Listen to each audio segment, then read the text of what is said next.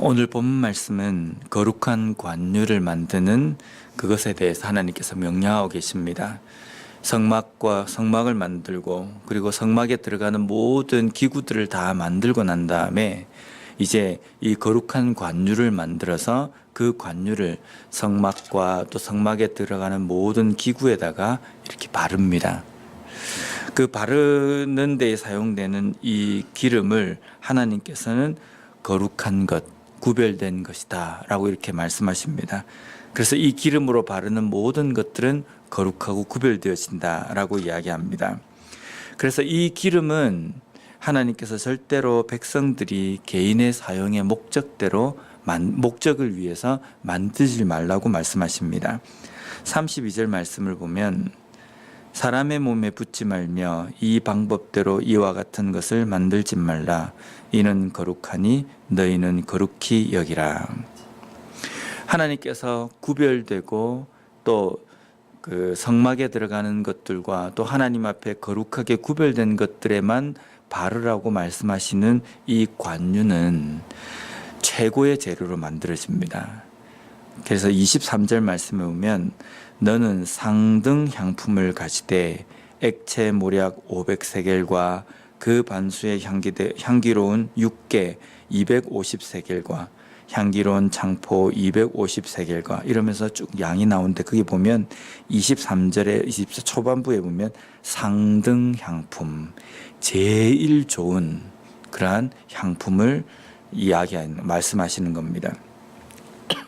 최고의 재료를 가지고 그리고 최고의 기름을 하나님께서 만들라고 하십니다. 최고의 재료와 최고의 기름이라고 한다면 사람에게도 가장 좋은 걸 겁니다. 향기도 좋고 품질도 가장 좋은. 그래서 아마 돈이 좀 있는 사람들은 이 기름을 만들고 싶지 않겠습니까? 만들어서 개인의 용도로 사용하고 싶을 겁니다. 근데 하나님께서는 그렇게 하지 말라. 너희들이 만들 수 있다 할지라도 이것은 절대로 만들지 말라. 왜냐하면 하나님께만 드리기 위해서 구별된 것으로 사용하기 위해서 이것은 결코 개인의 목적대로 사용하지 말라라고 말씀합니다. 이 기름을 바른 모든 기구와 모든 물건들은 하나님 앞에 구별된 것에만 바르는 것이기 때문입니다. 26절과 28절 말씀에 보면요.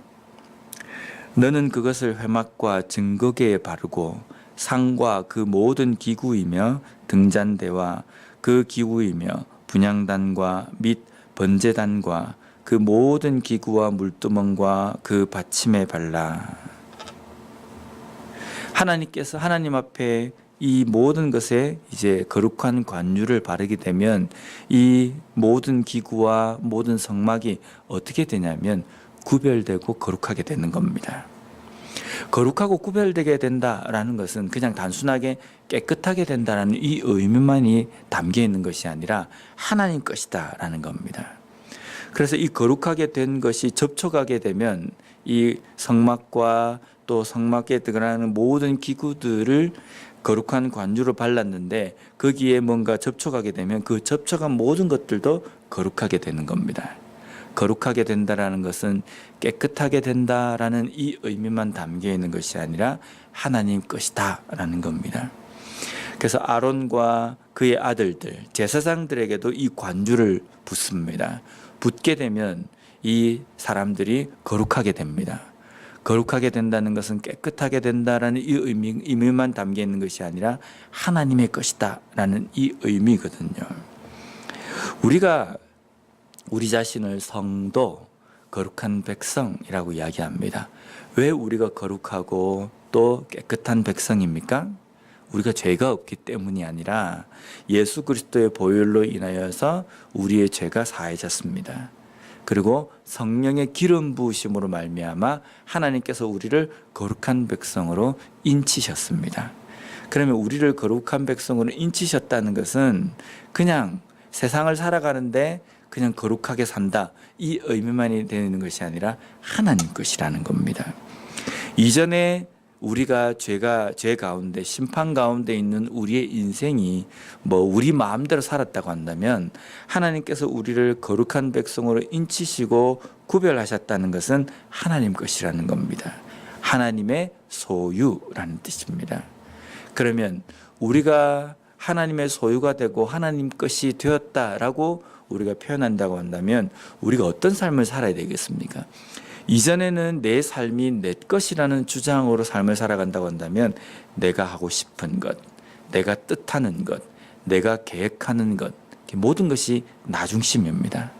오늘 내가 무엇을 계획하고 어떤 일을 하고 싶은가, 이것이 판단의 기준이었다고 한다면 이제 거룩한 백성이 되어서 하나님 것이다 라는 이 의미에 담겨 있는 것은 내 생각과 내 뜻이 아니라 하나님의 뜻과 하나님의 생각이라는 겁니다.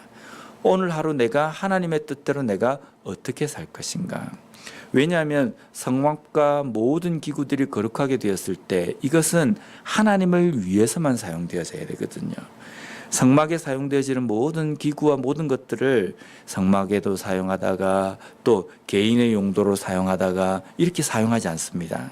아무리 없어도 그것은 오직 하나님을 위해서만, 하나님의 영광을 위해서 하나님 앞에 예배를 드리기 위해서만 사용되어지는 겁니다. 우리가 거룩한 백성이라고 이야기한다면 우리의 모든 삶들이 하나님의 영광을 위해서, 하나님의 뜻을 위해서 살아야 된다는 겁니다.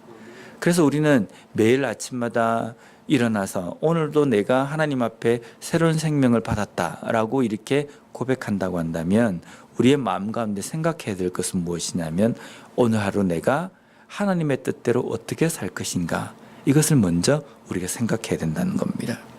그런데 우리가 하나님의 뜻대로 하나님의 영광을 위해서 사용한다고 해서 깊이 아침마다 고민하고 딱 생각한다고 해서 하나님의 뜻과 하나님의 영광대로 사라지는 것이 머릿속에 떠오르는 것은 아닙니다. 하나님의 영광과 하나님의 뜻대로 살기 위해서는 하나님의 뜻이 무엇인지 깨달아야 되지 않습니까? 하나님의 영광을 위해서 사는 것이 무엇인지를 제대로 알아야 된다는 겁니다. 그것에 대해서 우리에게 말씀해 주시는 것이 바로 이 말씀입니다. 성경입니다.